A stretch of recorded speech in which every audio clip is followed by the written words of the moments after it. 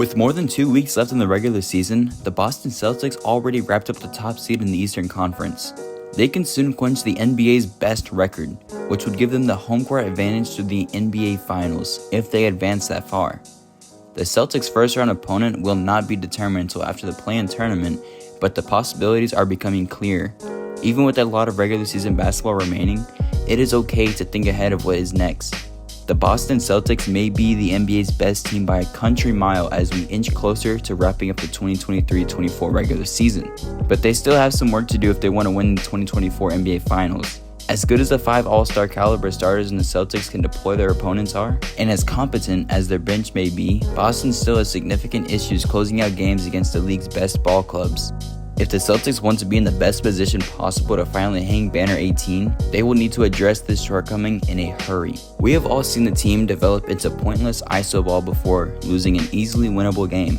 Derek White's heroic buzzer beater in Game 6 of last year's Eastern Conference Finals wouldn't have even been necessary had the Celtics not blown a 10-point lead in the final 5 minutes. Thus far this season, however, the Celtics have dominated the fourth quarter. With the 2021-22 Celtics, famed for their late-game struggles, they finished 15th in the league in a fourth-quarter net rating of .5. Last year's Celtics fared not only marginally better, with a 2.1 fourth-quarter net rating that ranked 11th in the league, and this season has been a different story. The Celtics ranked first in fourth-quarter net rating at 5.7, more than double last season. This success isn't only indicative of the Celtics' mini blowout victories either. In the final 5 minutes of the game, with a point differential of 5 or less, the Celtics remain top 10 in net rating, win percentage, points per game, plus minus, free throw attempts, and percentage, and three-point percentage. Despite the worries of the Missoula ball ruining games, the Celtics rank only 11th in three-point attempts per game in the clutch situations. They're not perfect by any means, but the numbers suggest the Celtics have largely addressed their late-game issues. The quickest route to throwing a game or a championship lies away in throwing the ball away. Celtics fans know that better than most. The Celtics failed to beat the Warriors in the finals 2 seasons ago, in part because of their 16 turnovers per game. In the 2021-22 season as a whole, the team's 13.9% turnover ratio ranked 13th in the league. In the playoffs, it jumped to 15.4%. Last season, the Celtics fell behind 3-0 to the Heat by fumbling the ball away 15 times in all 3 games. At least so far this season, the turnover switch has been flipped. This team is second in the league with a 12.1 turnover ratio, firmly in elite territory. Late game turnovers, a thing of the past. Their 12.7 turnover ratio in the fourth quarter lands 5th in the league, a far cry from the 14.7 that plagued the 2021-22 Celtics. That's a sign of a well-coached, calm under pressure squad. In past seasons, it was more than fair to outwardly groan when Jason Tatum hit the bench, much like the Celtics are known for struggling with that offensive hub Nikola Jokic. The Celtics coughed up many a lead without their star forward in the game.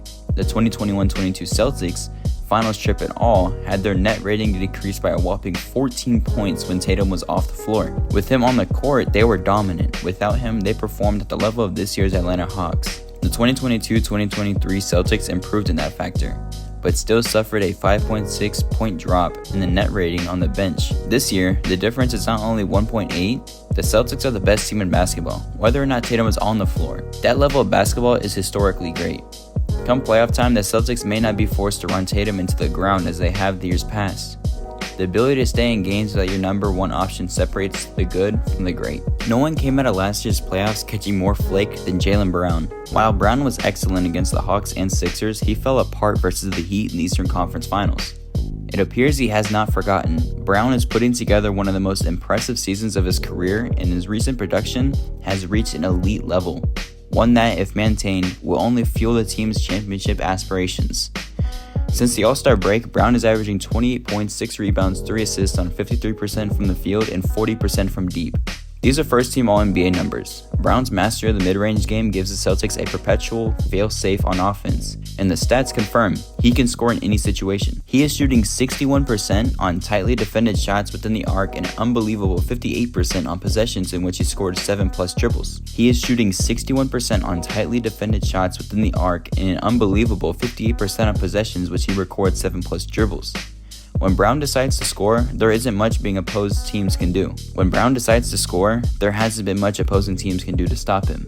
More importantly, Brown is doing this all without turning the ball over. Brown's struggles with turnovers are well documented, but since the All-Star break, he's averaging 1.6 turnovers per game, down to a season average of 2.3 in last year's 2.9. Brown is out for vengeance, and that's a good sign for the team's chances. While Tatum is generally improving year to year, he is shifting to an entirely another gear this season as he's progressed.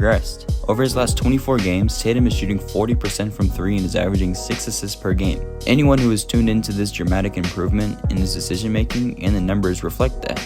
After a cold and often frustrating start from deep, Tatum is up to a more reasonable 35% on pull-up threes, in addition to a sizzling 43% on catch-and-shoot opportunities. He'll still chuck up a frustrating step back every now and then, but that shot is frustrating mainly when it isn't going in. No one is upset when Luka takes a step back 3 after step back 3, simply because he makes them. The Tatum of late is approaching that territory. He's a threat from deep, he's a threat to facilitate, and he's a threat to lead the Celtics to a championship. You may have gotten this far thinking, who cares, these are regular season stats.